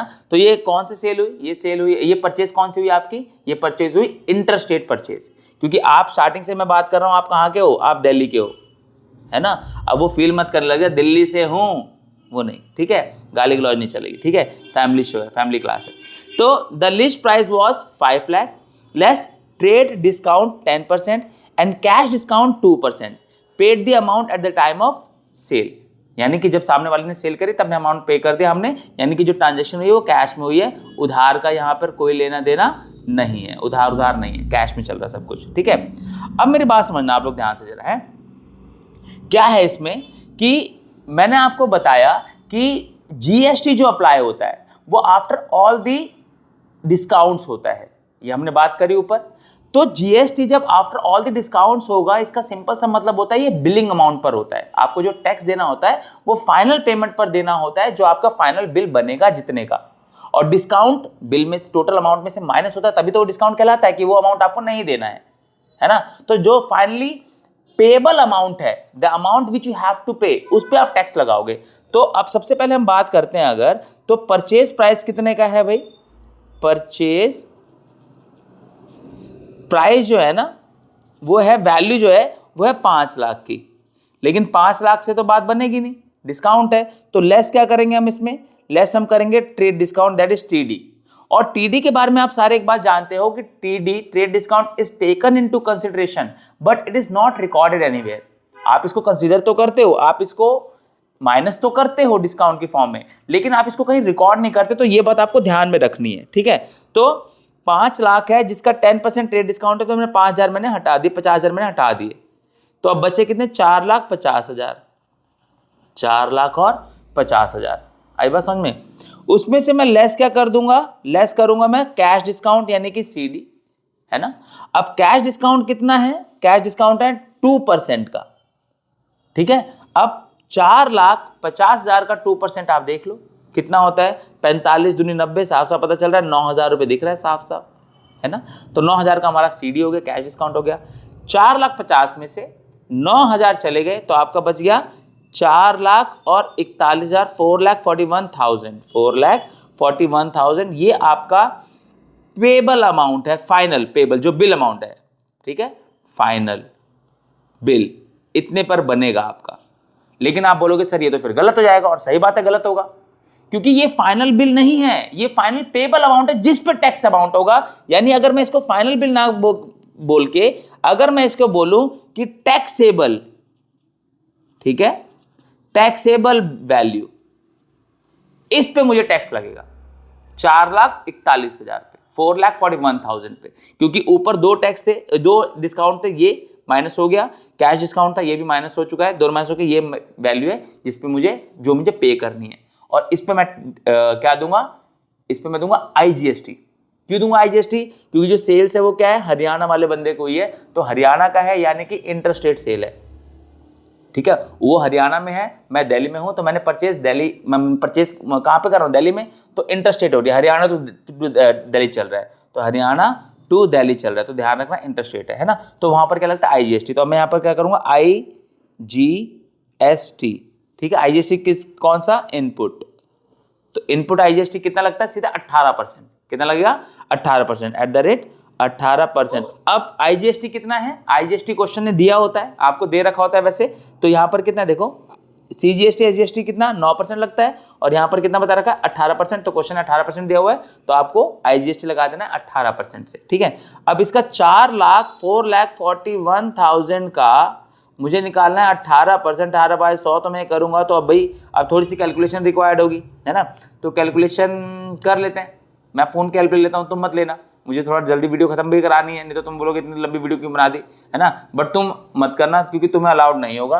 तो अगर मैं थोड़ी सी कैलकुलेशन कर लेता हूँ तो मुझे कैलकुलेशन करके पता चल जाएगा कि इसकी वैल्यू आएगी 4,41,000 का 18%, 7,97380, इतना टैक्स आएगा, ठीक है, इतना टैक्स है IGST जो हमें देना पड़ेगा। तो फाइनल बिल अमाउंट जो होगा वो ये प्लस में ये, अब इनका टोटल कर लेता हूँ, 0, 8 ये हो गया, 3 ये हो गया, 9 और 1 10 का 0 ये हो गया, 7 और 4 11 और 1 12 का 2 ये हो गया, और 1 ये हो गया 5, 5,20,380, ठीक है। तो अब ये तो हो गया हमारा वर्किंग नोट, यानी ये हमने सारी कैलकुलेशन कर दी।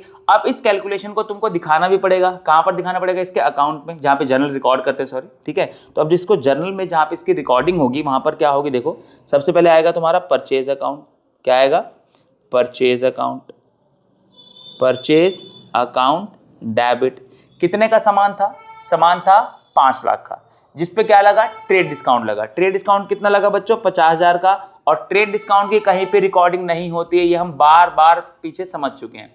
Trade discount is not recorded anywhere, it is considered but it is not recorded, तो इसको रिकॉर्ड भी नहीं करोगे, फिर बात आती है कितने के रह गए, 4,50,000 का, यानी कि हमारी जो वैल्यूएशन है उस स्टॉक की, उस गुड्स की, वो कितनी है, 4,50,000, तो हमारा परचेज प्राइस होगा 4,50,000 होगा, ठीक है। इस 4,50,000 के ऊपर तुम्हें 9,000 का टैक्स भी मिला, सॉरी डिस्काउंट भी मिला है, कैश डिस्काउंट, उसके बारे में भी बात करेंगे, ठीक है।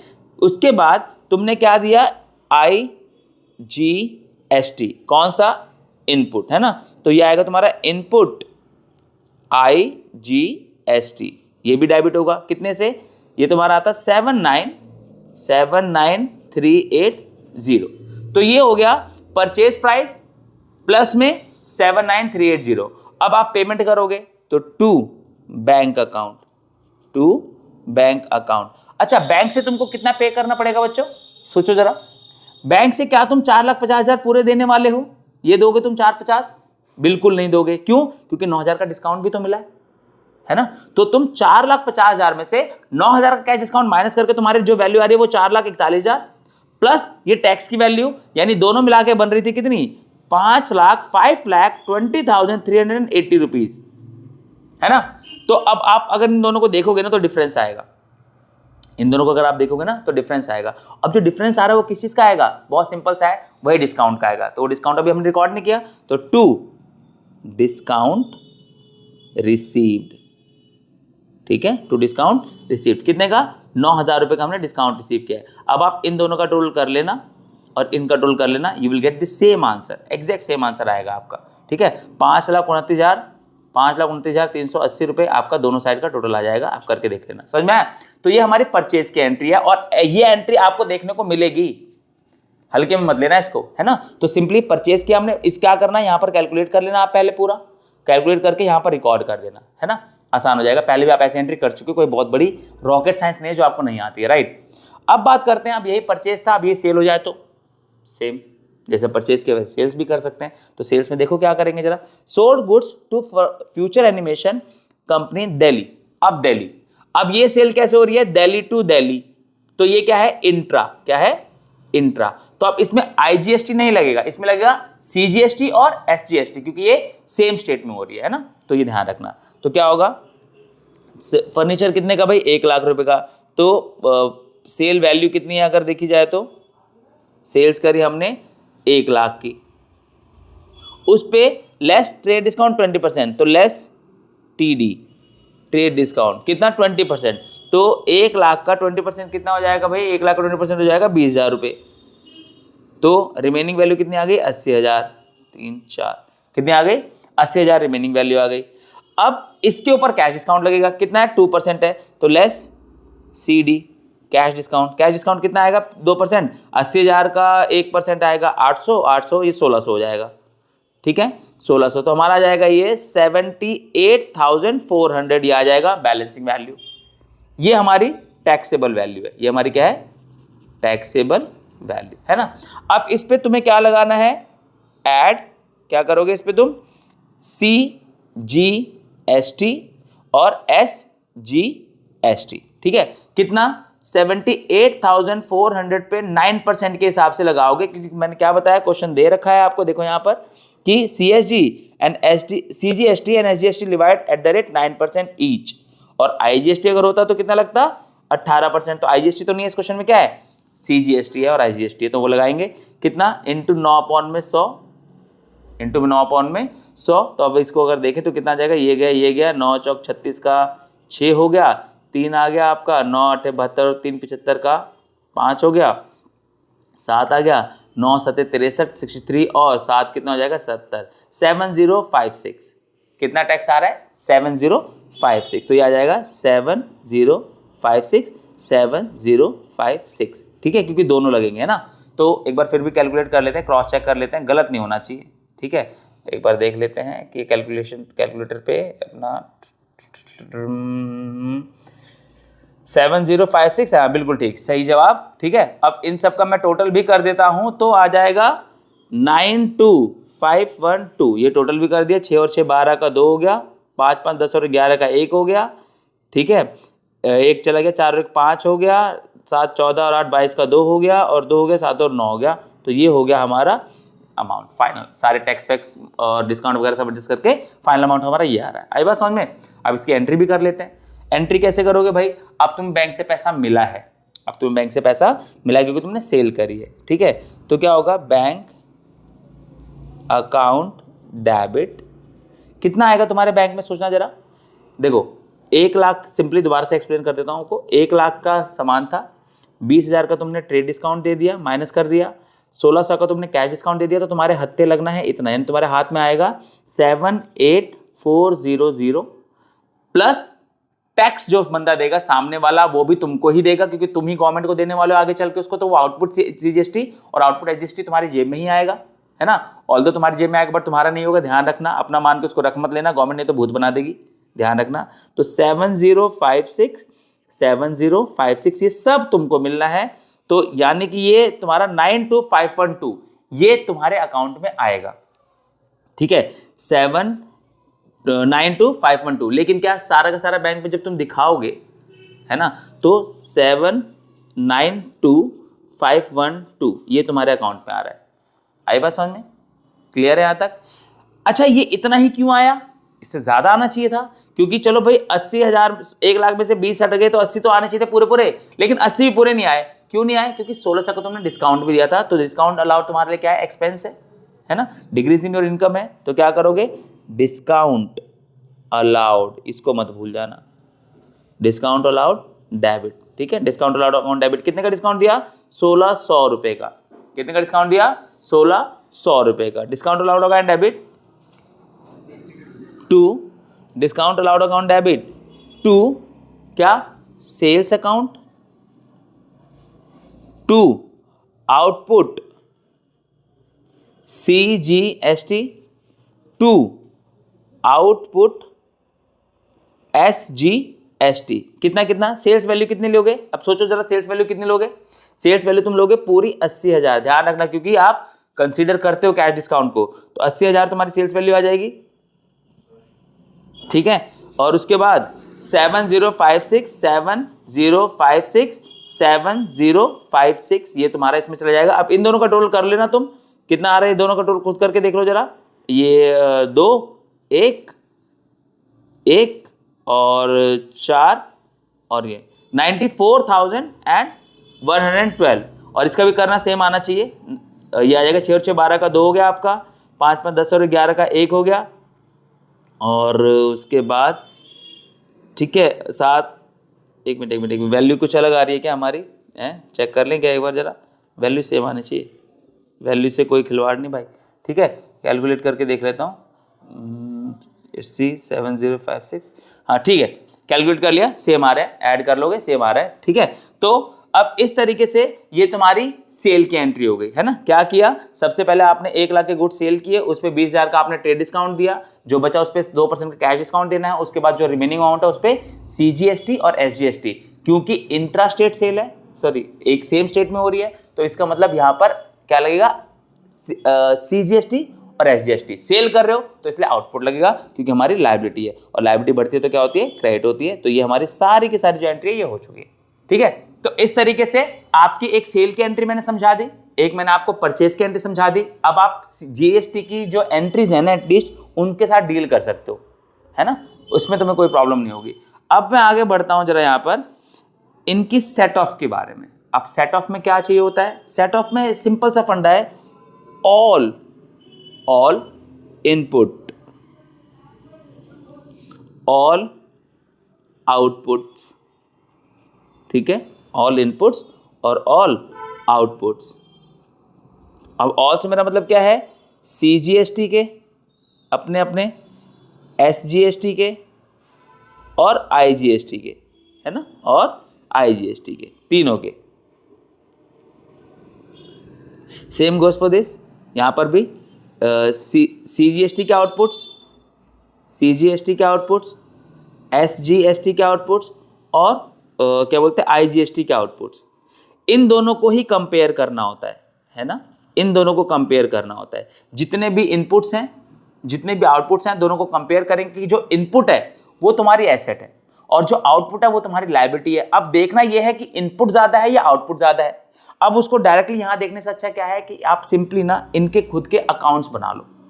इनके खुद के अकाउंट्स बनाने का मेरा मतलब यह है कि इनपुट जहां जहां लगा है पूरे क्वेश्चन में, है ना, वहां से सारे इनपुट्स के बैलेंसेस उतार लो।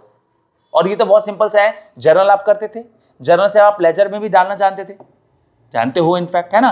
तो जर्नल से जो जो अकाउंट जहां जहां पर डेबिट हो रहा है उसको यहां पे ले जाके डेबिट कर दो, जो क्रेडिट है उसको क्रेडिट कर दो। तो अब हमें ये देखना है कि इनपुट जो CGST है, मैं आपके सामने एक एग्जांपल ले रहा हूं CGST का, तो जो इनपुट CGST है उसकी एक एंट्री मैं आपको करके दिखाऊंगा सारी, बाकी सारे आप अपने आप कर भी पाओगे और मैंने सॉल्यूशन कर भी रखे हैं, तो कोई दिक्कत नहीं होगी। देखो अब इनपुट सबसे पहले क्वेश्चन में स्टार्ट कहां से हुआ था वो देखो आप जरा।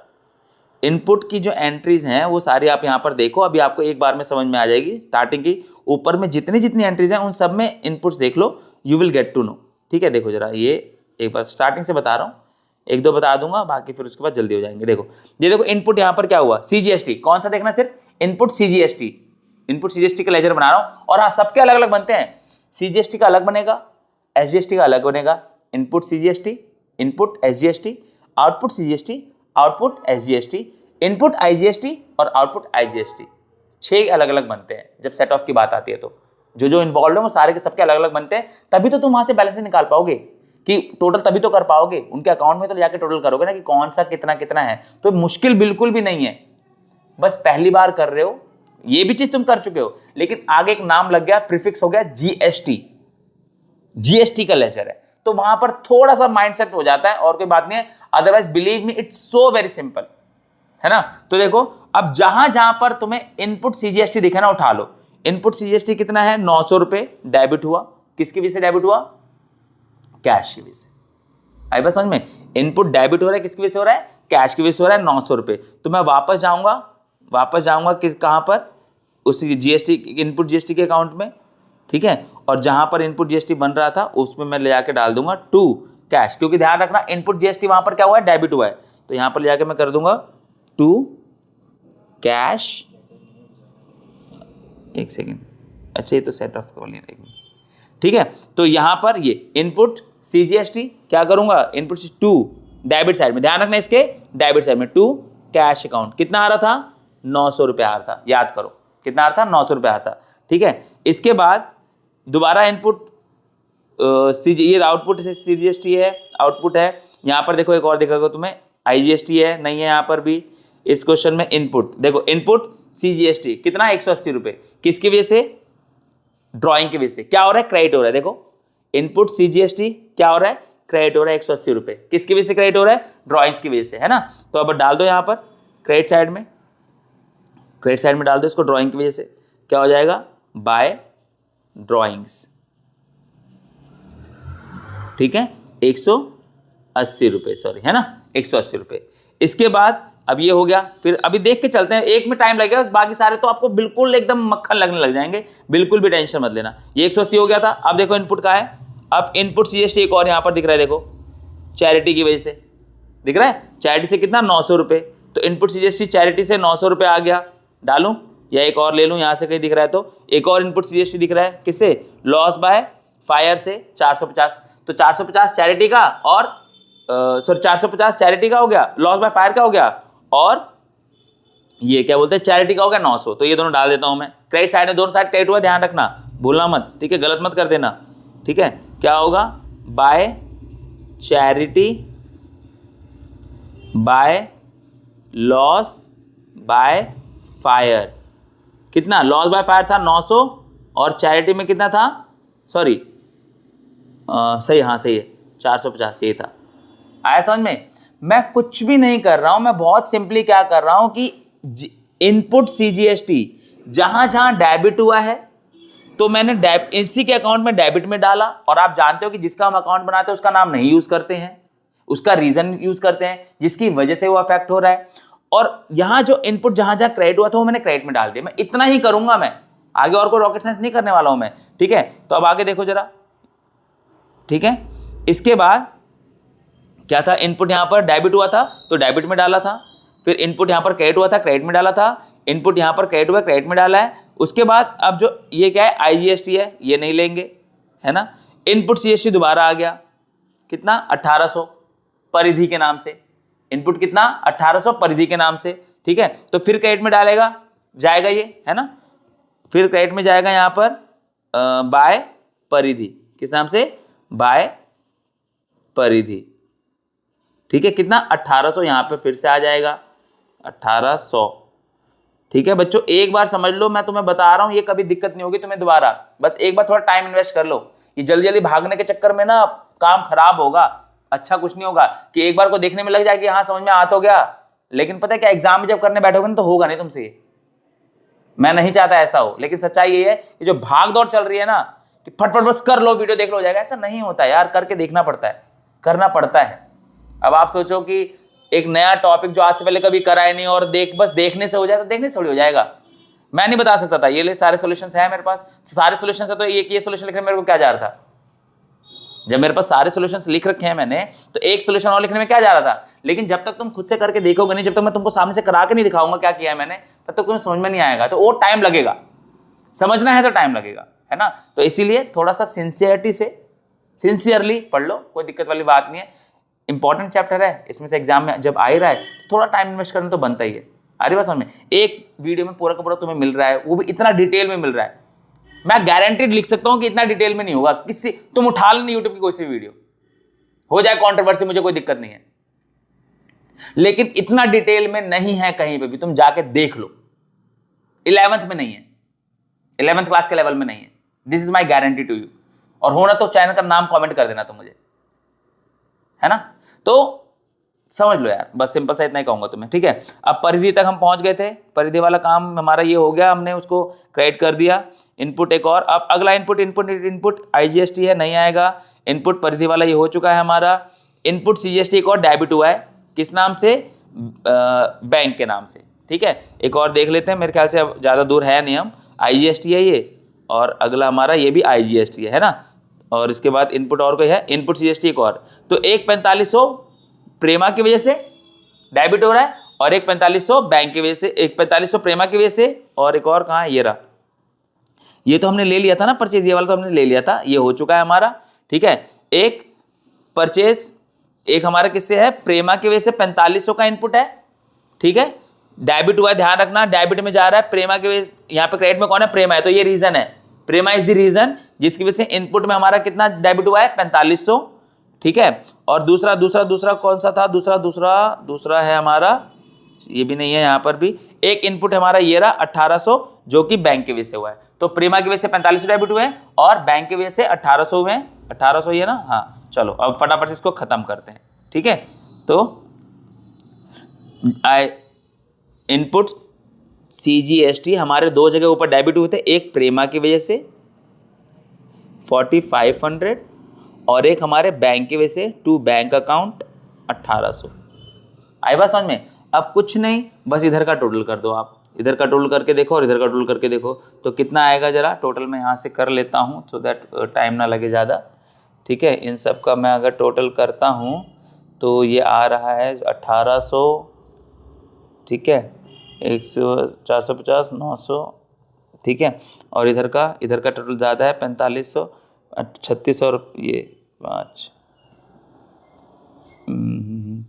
तो ये आ जाएगा तुम्हारा 45, 8, 4500 और 9, 52 और ये 7200, 7200 आ जाएगा आपका। ये भी आ जाएगा 7200, ठीक है। इधर का टोटल ज़्यादा है ऑब्वियसली, तो इधर बैलेंस बचेगा बाय बैलेंस CD, ठीक है। 7200 में से माइनस कर देता हूँ मैं, 7200 माइनस 180 माइनस 450 माइनस 900 और माइनस 1800, तो बैलेंसिंग फिगर जो आएगा मेरा वो आएगा 3870, 3870। ये इसका बैलेंसिंग फिगर है, यानी कि तुम्हारा इनपुट सीजीएसटी आ रहा है 3870। आया समझ में? ये इसका बैलेंस आ रहा है, ठीक, यहाँ पर आपके सामने है ये आया बस समझ में? ये इसका क्लोजिंग बैलेंस है। अच्छा, अब इसी तरीके से मैं इनपुट सीजीएसटी निकाला, वैसे इनपुट एसजीएसटी वही सारे देखो, परिधि की वजह से 1800 यहाँ भी थे, यहाँ भी परिधि की वजह से 1800 दिख जाएंगे तुम्हें।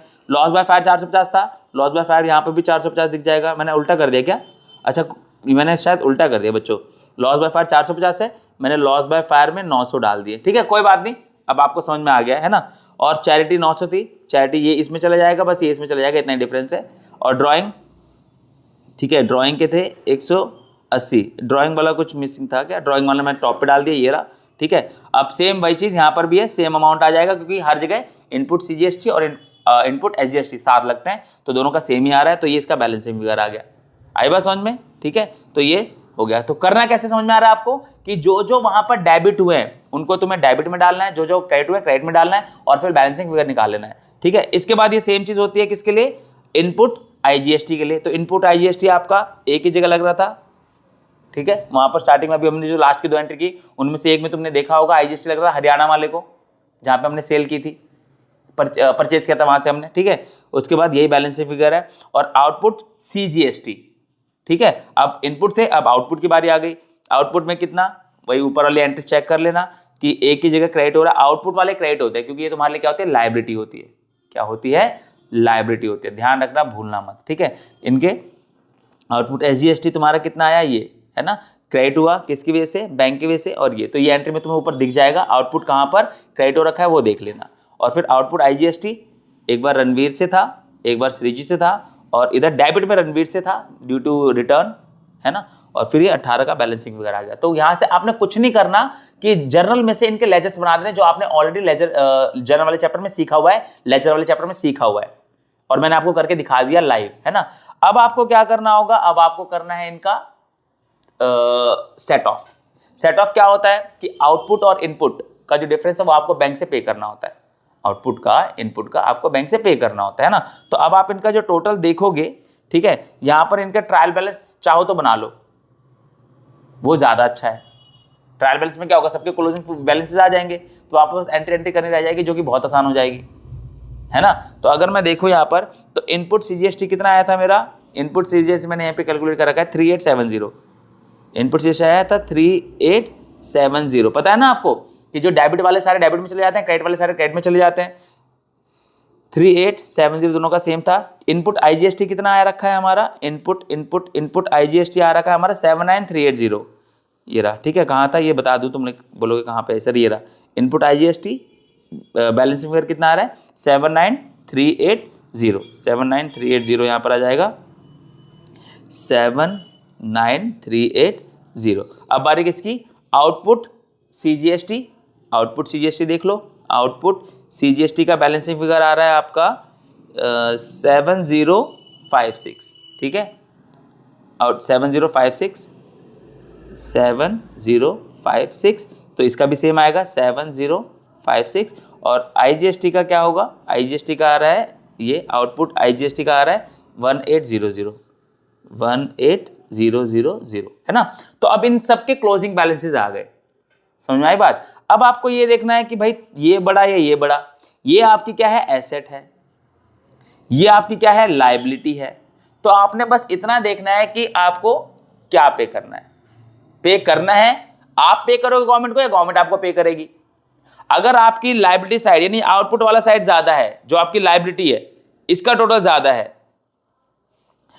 तो आपको देना है, और अगर आपका एसेट साइड ज्यादा है तो आपको बैंक से लेना है, सिंपल, गवर्नमेंट से लेना है, ठीक है। तो अब टोटल करके देख लेते हैं जरा इनका, अगर मैं इनका टोटल करके देखूं, ठीक है, तो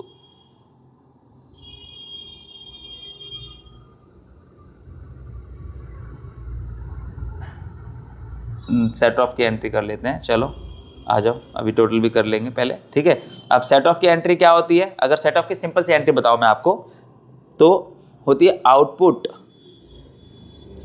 ठीक है, GST, output GST to input GST to bank, ये नॉर्मल एंट्री है।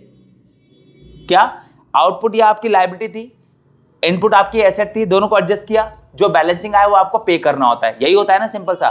तो ये वो है जब आपको सेट ऑफ के टाइम पे करना पड़ रहा है, यानी कि आपका आउटपुट क्या है, एक्स्ट्रा है। तो अब हम यहां पर इसको दिखा देंगे, सारी जो बैलेंसेस है वो लिख लेते हैं फटाफट से, जो लेजर में हमने ऑलरेडी लिख रखे हैं। क्या होगा, to output CGST, output SGST, output IGST to input CGST to input SGST to input IGST। अब आप देखोगे ना तो इनमें आपको डिफरेंस दिख जाएगा, इनके बीच में गैप होगा। अभी मैं गैप भी दिखाता हूं आपको, देखो इनपुट CGST अगर मैं देखूं तो इनपुट CGST मेरा कितना आ रहा है 3870, लिख लिया मैंने यहां पर, ठीक है।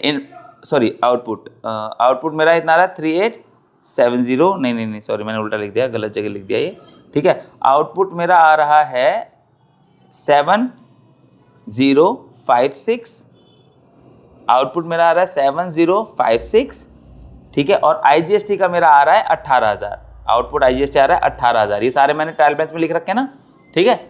अब इसके बाद इनपुट अगर मैं इसके देखूं, ठीक है, अगर मैं इनके इनपुट देखूं तो इनपुट है 3870 और 79380, ठीक है। अब देखो जरा, अब इनपुट वाले को तुम इनपुट वाले के साथ एडजस्ट करोगे। अब तुम खुद देख लो कि आउटपुट तुमने जो रिसीव किया, कलेक्ट किया है वो है 7056 और जो तुम पे करने वाले हो 3870, डिफरेंस आ जाएगा इसके बीच में, देखो जरा 7056 माइनस 3870, दिख रहा है गैप है ना, कितने का गैप है, 6 ये रहा और 15 में 7 गए 8 ये रहा, 9 में से 8 गए 1 ये रहा, और 6 में से 3 गए 3, तो इतना एक्स्ट्रा अमाउंट आ रहा है 313186। ये एक्स्ट्रा अमाउंट तुमने कलेक्ट किया, ये तुमको पे करना पड़ेगा गवर्नमेंट को। आई बात समझ में? ठीक है। इसके बाद दूसरा 3186 ये तुमको पे करना पड़ेगा गवर्नमेंट को। दूसरा सेम ही आ रहा है, इसका भी सेम आ रहा है। लेकिन जो तीसरा वाला केस है ना भाई, यहां पे इक्वेशन आके बदल गई। आईजीएसटी कलेक्ट कितना किया है तुमने? आईजीएसटी तुमने कलेक्ट किया है 18,000, ठीक है, ये बदल गई अब। और तुमने आईजीएसटी पे किया है 79380, 79380 है ना, और कलेक्ट कितना किया था? 18000, 18000। तो उस केस में क्या होगा? 380, ठीक है, 9 में से 8 गए 1, ये इतना अब गवर्नमेंट तुम्हें देगी। Now you are eligible to claim कि भैया गवर्नमेंट जी दे दो मेरा पैसा मेरे को। आ रही बात समझ में? अब क्लेम का फंडा पता है क्या रहता है बच्चों? क्लेम आपको इंस्टेंट नहीं मिलता, क्लेम आपको बाद में मिलता है। आ रही बात समझ में? ठीक है। तो अब इसका इस केस में थोड़ा सा डाइसिस है यहां पर कि आपकी बुक्स में आपको किस तरीके से दे रखा है, ठीक है, कि बैंक से सीधा क्लेम मिल रहा है तो बात अलग है, उसी टाइम पे मिल रहा है तो क्या होगा? अब हमारा टोटल इधर का है ना, इधर का ज्यादा है। आ रही बात समझ में? इधर का टोटल हमारा, सॉरी, क्रेडिट का ज्यादा है, टोटल का यहाँ कम है, तो हम यहाँ पर बैंक के ले लेंगे पैसे, गवर्नमेंट से बोल देंगे कि भाई बैंक से हमारे पैसे दे दो हमें। और अगर यहीं पर डेबिट का टोटल ज्यादा होता तो यहाँ पर आ जाता टू बैंक, डेबिट का तो क्या आ जाता? To bank. लेकिन अगर क्रेडिट का टोटल ज्यादा है तो अब हम गवर्नमेंट से हम डिमांड करेंगे और मान के चलेंगे गवर्नमेंट हमको पैसा देगी जब हमने फालतू टैक्स दिया हुआ है। तो अभी इसका थोड़ा सा ध्यान रखना बस यहाँ पे। तो हमने पहले क्या किया? दोनों को कंपेयर किया। तो अगर हमारा डेबिट वाला टोटल ज्यादा है, क्रेडिट में कम है, तो हम यहां पर करेंगे टू बैंक अकाउंट। और अगर ऐसा नहीं है जैसे कि इस क्वेश्चन में है, इस क्वेश्चन में हमारा क्या है? क्रेडिट वाला टोटल ज्यादा है ना, यानी हमने दिया ज्यादा है तो हमें लेना है गवर्नमेंट से। तो उस केस में हम क्या करेंगे? जो डिफरेंस अमाउंट आएगा उसको हम क्या कर देंगे?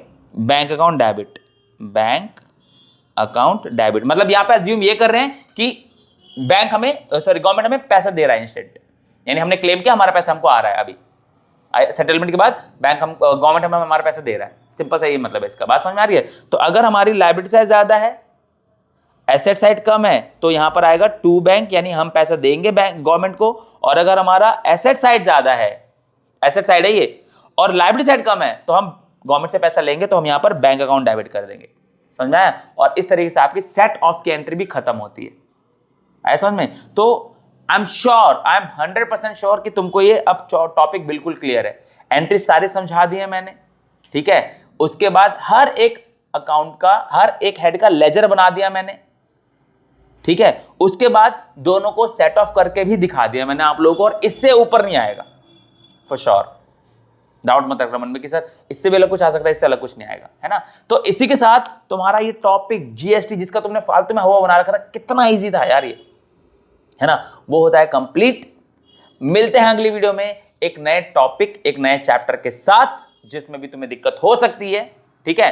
अगर ऐसी कोई दिक्कत वगैरह है भी ना, कोई तुम्हारा चैप्टर है जिसमें प्रॉब्लम लग रही है, वो भी कमेंट करके बता दो। देखो कम्युनिकेट तो करना पड़ेगा, और कम्युनिकेट नहीं करोगे तो बात कैसे बनेगी? अरे समझ में? तो मिलते हैं अगली वीडियो में एक नए टॉपिक के साथ, एक नए चैप्टर के साथ। Till then take care of yourself. This is Pankaj Rai signing out.